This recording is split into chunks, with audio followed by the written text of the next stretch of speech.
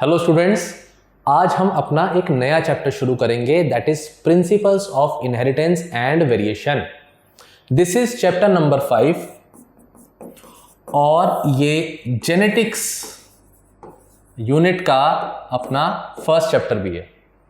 Genetics I understand कि बहुत से स्टूडेंट्स होते हैं जिनको लगता है कि जेनेटिक्स सर बहुत ही टफ है, मुझको समझ में ही नहीं आती।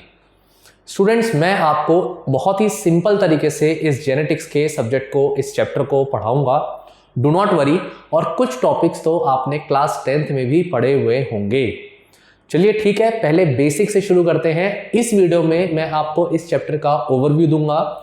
हम इस चैप्टर में क्या क्या पढ़ेंगे ये भी बताऊंगा और कुछ बेसिक टर्म्स के बारे में बताऊंगा। ठीक है, तो सबसे पहले तो बताओ कि भाई जेनेटिक्स क्या होता है। जेनेटिक्स वर्ड का मतलब क्या होता है ये जानना बहुत जरूरी है। जेनेटिक्स कहीं ना कहीं वर्ड निकल के आ रहा है जीन से, और जीन तो सेगमेंट ऑफ डीएनए होता है और डीएनए हमारा जेनेटिक मटेरियल होता है। तो जेनेटिक्स जो वर्ड है ये एक ब्रांच ऑफ बायोलॉजी है जो डील करती है with the principle of inheritance and variation, जो कैरेक्टर्स पेरेंट्स से ऑफस्प्रिंग के अंदर आते हैं। जैसे कि कुछ लोग कहते हैं ना कि भाई मेरी हाइट बहुत अच्छी है क्योंकि मेरे फादर की हाइट बहुत अच्छी थी। कोई कहता है कि मेरे बाल इतने कर्ली हैं क्योंकि मदर के बाल कर्ली थे, मेरे ग्रैंडफादर के बाल कर्ली थे, मेरी मदर इतनी उनका कॉम्प्लेक्शन फेयर था इसलिए मेरा भी कॉम्प्लेक्शन फेयर है। सो ये सारी बातें क्या हैं? ये सारी बातें हमें ये बताती हैं कि कहीं ना कहीं पेरेंट्स से क्या आती हैं? ट्रेट्स, कैरेक्टर्स ऑफस्प्रिंग्स के अंदर आती हैं। जेनेटिक्स यही ब्रांच ऑफ बायोलॉजी है जो कहती है कि इनहेरिटेंस का मतलब हुआ एक प्रोजेनी से, मतलब एक जनरेशन से, पेरेंट से नेक्स्ट जनरेशन में जो प्रोजेनी आएंगी, जो फ्यूचर बेबीज होंगे, उनमें कैरेक्टरिस्टिक्स का आना, उसे हम कह रहे हैं इनहेरिटेंस। और जब कैरेक्टरिस्टिक्स आते हैं तो अपने साथ साथ कुछ वेरिएशंस भी लेकर के आते हैं। अब अगर पूरे वर्ल्ड की बात करो तो 7 बिलियन लोग हैं, लेकिन 7 बिलियन लोगों के सबके फीचर क्या सेम है? एग्जैक्टली। अनटिल अनलेस वो ट्विंस ना हो, बिल्कुल आइडेंटिकल, तब तक तो फीचर बिल्कुल सेम नहीं है। इनफैक्ट हम कह सकते हैं सिमिलैरिटी हो सकती है कि भाई इसकी तरह दिखते हो, लेकिन एग्जैक्ट सेम फीचर्स होना ये बहुत ही यूनिक बात है कि नहीं होते। और इसे ही हम कह रहे हैं कि कितने ज्यादा वेरिएशंस आते हैं पेरेंट से ऑफस्प्रिंग में। जब ये वेरिएशंस आती हैं, इनहेरिटेंस आती हैं, तो वो ब्रांच कौन सी है? जेनेटिक्स। अगर मैं बात करूं इनहेरिटेंस वर्ड का मीनिंग, तो डायरेक्ट मीनिंग में बता ही चुका हूं, कैरेक्टर्स का पेरेंट से प्रोजेनी में आना। तो यहां पर जो वर्ड हम यूज करेंगे वो है प्रोजेनी। प्रोजेनी का मतलब है फ्यूचर जेनरेशन। अगर मैं वर्ड यूज करूंगा F1, तो F1 is the word known as filial form, और इसका मतलब हुआ जनरेशन नंबर 1। मतलब अगर ये दो पेरेंट्स हैं तो इनसे एक जो यहां पर इनके 2 बच्चे हुए, तो 2 बच्चे जो हैं ये F1 जनरेशन है, और इनके भी फर्दर आगे मैरिज होने के बाद 2 बच्चे हुए तो ये जनरेशन F2 है। तो ये भैया क्या हो गए? दादाजी और दादी जी हो गए। ठीक है, F1 F2 समझना, generation number 1 generation number 2। F का मतलब होता है फिलियल फॉर्म। अब स्टूडेंट्स, मैं आपको बिल्कुल बेसिक्स ऑफ जेनेटिक्स पढ़ाऊंगा, है ना। बेसिक्स ऑफ जेनेटिक्स समझने से पहले एक बार सेल को देख लेते हैं। वैसे तो ये सब कुछ आप क्लास 11th में पढ़ चुके हैं, बट फिर भी रिवाइज करा दूं जल्दी से। तो एक सेल है, सेल के अंदर जो न्यूक्लियस है, न्यूक्लियस के अंदर क्रोमोसोम्स होते हैं। क्रोमोसोम्स बनते हैं एक कहीं ना कहीं जो वायरिंग हो रही है, पैकिंग हो रही है, मॉडिफिकेशन हो रही है ऑफ द डीएनए। तो डीएनए की रैपिंग जो हो रही है उससे क्रोमोसोम्स बन रहे हैं। ये पूरा डिस्कशन हम चैप्टर नंबर 6 में फिर से डिटेल में करेंगे। अभी बस इतनी सी बात बता रहा हूं कि DNA is deoxy ribo nucleic acid. ये जेनेटिक मटेरियल है और इसका एक छोटा सा सेगमेंट जीन होता है। जीन का फंक्शन होता है कि स्पेसिफिक प्रोटीन्स बनाना। अगर किसी का कॉम्प्लेक्शन डार्क है तो उसका रीजन है प्रोटीन। कौन सा प्रोटीन? मेलेनिन नाम का प्रोटीन जो बनता है। दिस पर्टिकुलर जो सब्सटेंस है मेलेनिन, ये सिक्रीट होता है कहां से? मेलानोसाइट, स्किन की सेल्स से। तो ये आपके डार्क कॉम्प्लेक्शन के लिए रिस्पॉन्सिबल होता है। तो इसी तरीके से जो जीन हो गई, वो जीन कौन सी हो गई? जो स्किन के कलर के लिए रिस्पॉन्सिबल है, क्योंकि ये जीन उस तरीके का स्पेसिफिक मेलेनिन नाम का प्रोटीन बनाती है मेलानोसाइट सेल्स में। इसीलिए हम कह सकते हैं कि जो जीन है ये पूरी पूरी क्या हो सकती है? इनहेरिट हो सकती है, या फिर कुछ मॉडिफिकेशंस के साथ इनहेरिट हो सकती है। स्टूडेंट्स, 2-3 टर्म्स को और समझना है यहां पर। जैसे कि एक टर्म है लाइक, बैगेट्स लाइक। इसका क्या मतलब है? देखिए, बिल्ली जो है अपने जैसे ही बच्चों को जन्म देगी, एक लायन अपने जैसे बच्चों को जन्म देगा, हॉर्स अपने जैसे को जन्म देगा, एंड ह्यूमंस बेबीज को जन्म देंगे। तो लायन जो अगर कब्स को जन्म दे रहा है तो इसका मतलब ये हुआ कि जो भी इंडिविजुअल जैसा होता है वो अपने जैसों को ही क्या करता है, जन्म देता है। इसका मतलब हुआ लाइक बैगेट्स लाइक। तो फिनोमिना इनहेरिटेंस का जहां पर जेनेटिक कैरेक्टरिस्टिक्स टेक्स प्लेस करती हैं पेरेंट्स से ऑफस्प्रिंग में थ्रू हेरिडिटी, और बिल्कुल वैसा ही दिखता है ऑफस्प्रिंग जैसे कि पेरेंट्स हैं। लेकिन इसका मतलब ये नहीं है कि फीचर्स एग्जैक्टली सेम होंगे, there are some variations as well. Allele word का क्या मतलब है? अब एलील क्या है? जीन तो आपने समझ लिया। अब एलील क्या होता है? Alternate forms of gene. कैसे समझेंगे इसको? जैसे कि मान लीजिए एक कैरेक्टर है, हमने एक कैरेक्टर लिया हाइट, लेकिन हाइट कैरेक्टर के अंदर अलग अलग ट्रेट्स हो सकती हैं, जैसे कि टॉलनेस, जैसे कि ड्वार्फनेस। स्टूडेंट्स मैं यहां पर आपको यह समझा रहा हूं कि कैरेक्टर क्या है, यहां पर हाइट है, और टॉलनेस होना, ड्वार्फनेस होना, ये क्या है? ट्रेट्स हैं। नेक्स्ट टाइम कभी आपसे पूछा जाता है कि कैरेक्टर और ट्रेट में डिफरेंस बताइए, तो ये डिफरेंस याद रखिएगा। अब जीन जो है वो जीन तो इस कैरेक्टर की है कि भाई हाइट बताती है, लेकिन एक तरीके की जीन जो हाइट बताने वाली, वैसे तो दोनों ही जीन हाइट बताने वाली है, लेकिन एक तरीके की जीन होगी जो टॉलनेस को बताएगी और एक तरीके की जीन होगी जो ड्वार्फनेस को बताएगी।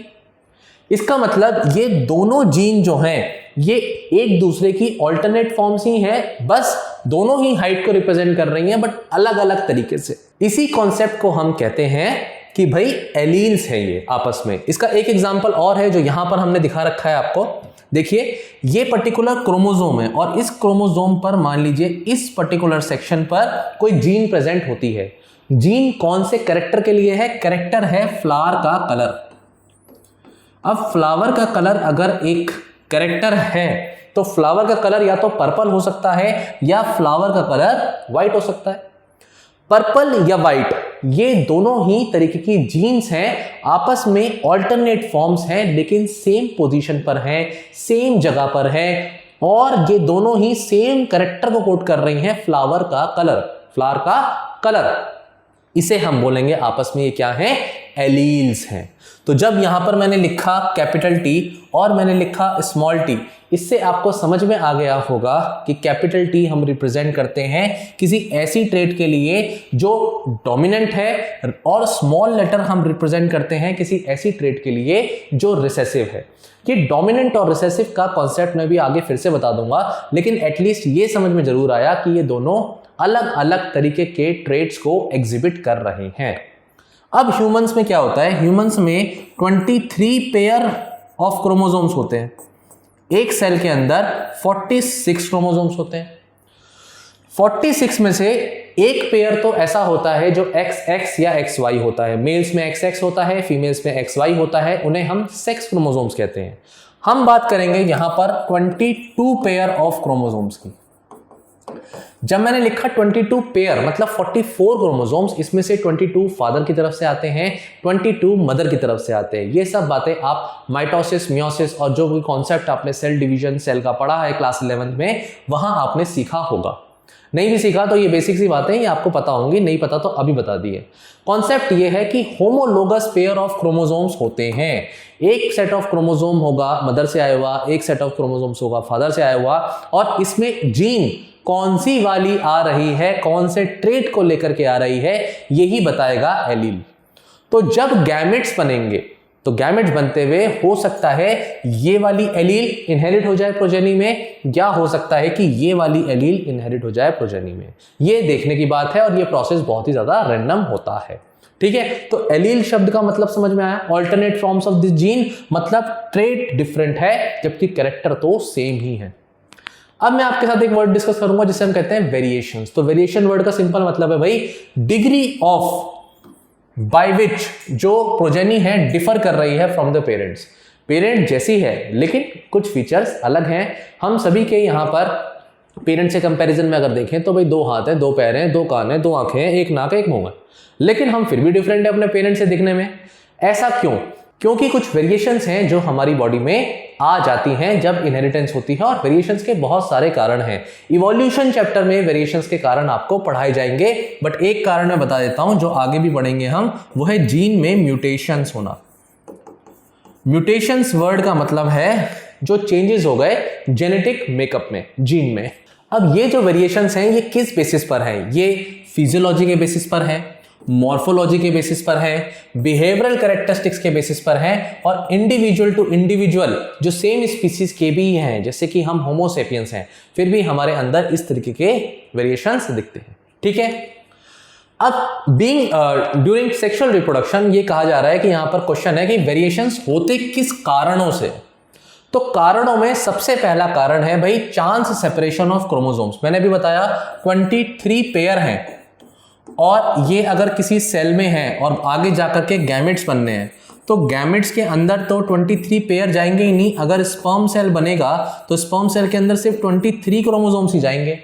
तो बहुत ही रैंडम हो गया कि कौन सा सेट ऑफ क्रोमोसोम्स आगे जा रहा है, और जो आगे जा रहा है वो अपने साथ कौन सी एलील लेकर के जा रहा है, डेफिनेटली। दूसरा है क्रॉसिंग ओवर इन मियोसिस। ये आपने क्लास 11th में जरूर पढ़ा होगा कि किस तरीके से क्रोमोसोम्स होते हैं और वो आपस में क्या एक्सचेंज कर लेते हैं, आपस में वो अपना जेनेटिक मटेरियल क्या करते हैं, एक्सचेंज करते हैं। इस तरीके से हम इसको रिप्रेजेंट करते हैं कि मान लीजिए ये एक क्रोमोसोम है, और ये पैकाइटिन स्टेज पर जब ये क्रॉसिंग ओवर करने के बाद सेपरेट होंगे, तो ये वाला जो क्रोमोसोम है और जो दूसरा वाला क्रोमोसोम है, उन दोनों क्रोमोसोम्स के अंदर अगर आप ध्यान से देखें तो यहां पर ये एक्सचेंज हो गया मटेरियल, जबकि दूसरी जगह एक्सचेंज मटेरियल कैसा हो गया, ये आ गया। तो इन दोनों ने अपनी आर्म्स को यहां पर एक्सचेंज कर लिया, इसे हम कहते हैं क्रॉसिंग ओवर। ये आपने क्लास 11th में पढ़ा है। तीसरा है chance coming together of the chromosome. कौन सा क्रोमोसोम किस तरीके से फर्टिलाइज कर रहा है, दैट इज ऑल्सो रैंडम। और म्यूटेशंस तो मैंने बता ही दिया, सडन ऑल्टरेशंस हो सकती हैं जेनेटिक मटेरियल में। दीज आर द थिंग्स जिसकी वजह से हम कह सकते हैं कि वेरिएशंस होती हैं। ठीक है स्टूडेंट्स, अब यहां पर मैं डिस्कस करूंगा आपके साथ कि भाई कुछ जेनेटिक्स के लेवल पर, मेंडल के लेवल पर क्या क्या चीजें हैं जो आपको पता होनी चाहिए। मेंडल को हम क्या कहते हैं, ग्रेगर जॉन मेंडल, उन्हें हम फादर ऑफ जेनेटिक्स बोलते हैं। उन्होंने अपने कुछ एक्सपेरिमेंट्स किए थे। कुछ टर्म्स हैं जो आपको पता होनी चाहिए, जैसे कि मान लीजिए ये क्रोमोसोम्स हैं, ठीक है। अब एक तरफ हो सकता है कि भाई कैपिटल टी आ जाए, है ना, और जो दूसरी तरफ का जो क्रोमोसोम है, होमोलोगस पेयर जो इसका है, उस पे भी इसमें क्या हो, कैपिटल टी आ जाए। तो इस पेयर के लिए हम क्या बोलेंगे भाई, एक कॉम्बिनेशन तो पॉसिबल है कि अगर हाइट मैंने कैरेक्टरिस्टिक ली है, हाइट मेरी कैरेक्टर है, तो दो पॉसिबिलिटीज निकल के आती हैं, या तो पर्टिकुलर इंडिविजुअल या प्लांट की हाइट टॉल होगी, या फिर प्लांट की हाइट ड्वार्फ होगी। प्लांट में इसलिए बोल रहा हूं क्योंकि मेंडल ने अपना काम पी प्लांट पे किया था। तो ऐसे में एक कॉम्बिनेशन बन सकता है कैपिटल टी कैपिटल टी। दूसरा कॉम्बिनेशन जो बन सकता है वो है कैपिटल टी और स्मॉल टी, तो यहां पर हो सकता है स्मॉल टी आ जाए, कॉमन सेंस। और तीसरी पॉसिबिलिटी है कि दोनों ही होमोलोगस पेयर ऑफ क्रोमोसोम्स पे स्मॉल टी आ जाए। अब ऐसे में होगा क्या कि जो भी पर्टिकुलर ट्रेट डोमिनेंट होती है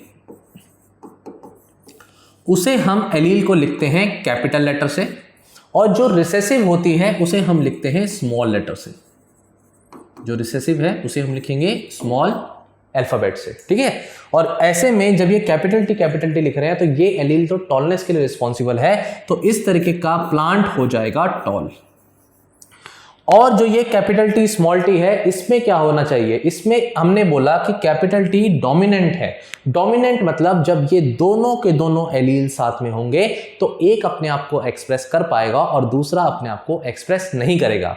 जो रिसेसिव है वो अपने आप को एक्सप्रेस नहीं कर पा रहा, इसीलिए हम कह रहे हैं जो जब दोनों होंगे और हेट्रोजाइगस कंडीशन होगी, जब कैपिटल टी और स्मॉल टी दोनों साथ होंगे, तब भी प्लांट टॉल ही होगा, क्योंकि कैपिटल टी वाला डोमिनेंट है।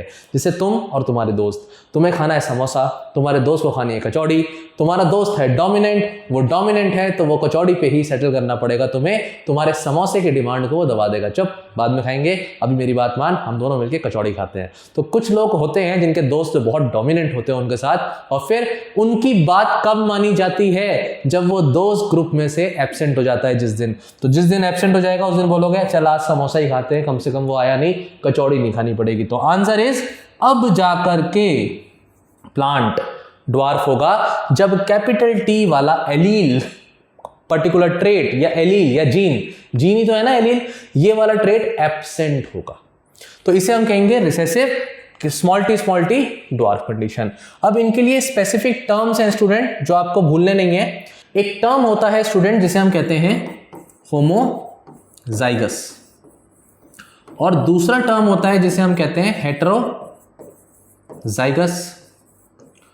होमोजाइगस कंडीशन में कौन कौन से एग्जाम्पल आएंगे?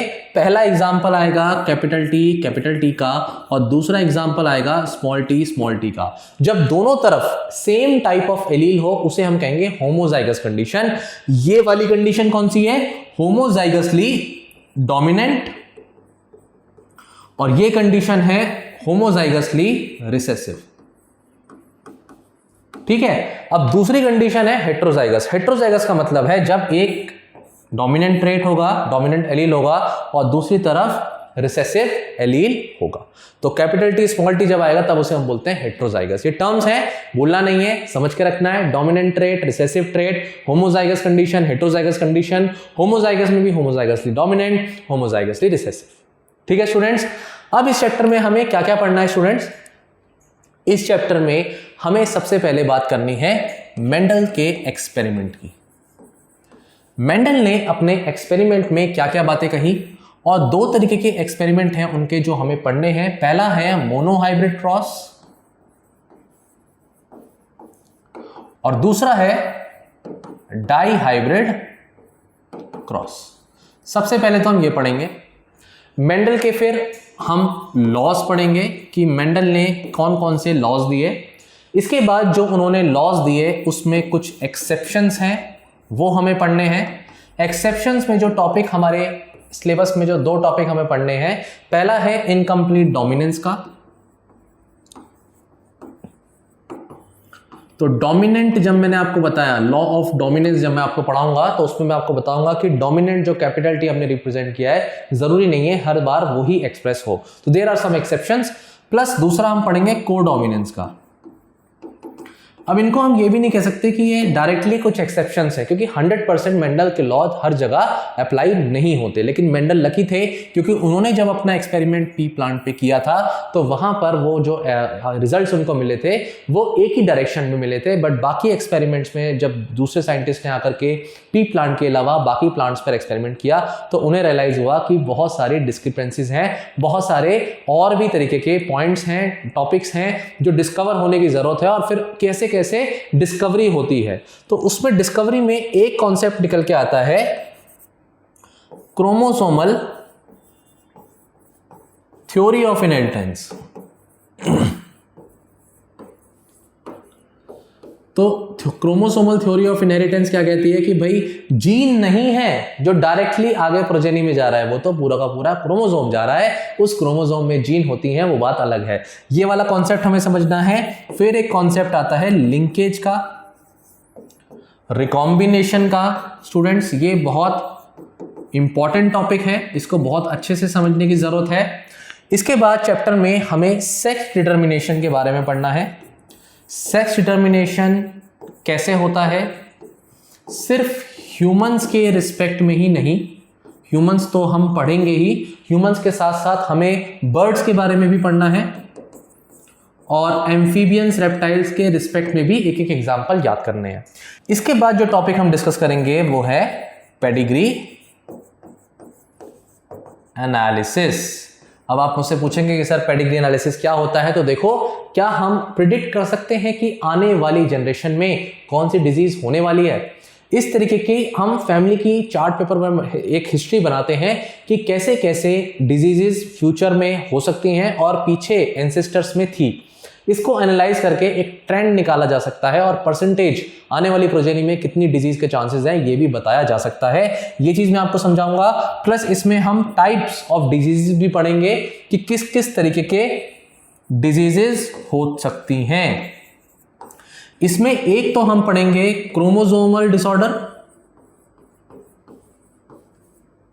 अलग अलग तरह के क्रोमोसोमल डिसऑर्डर, और एक हम जीन लेवल पर भी देखेंगे क्या चेंजेस होने की वजह से डिजीजेस होती है। सो स्टूडेंट्स, ये हमारा पूरा चैप्टर है। इसमें एक कॉन्सेप्ट म्यूटेशन का है जो मैं आपको पढ़ाऊंगा, ठीक है, और ये सारी चीजें हम इस चैप्टर में डिस्कस करेंगे। बहुत ही इंटरेस्टिंग चैप्टर है। आई होप आप इस चैप्टर को एंजॉय करेंगे। Thank you so much students.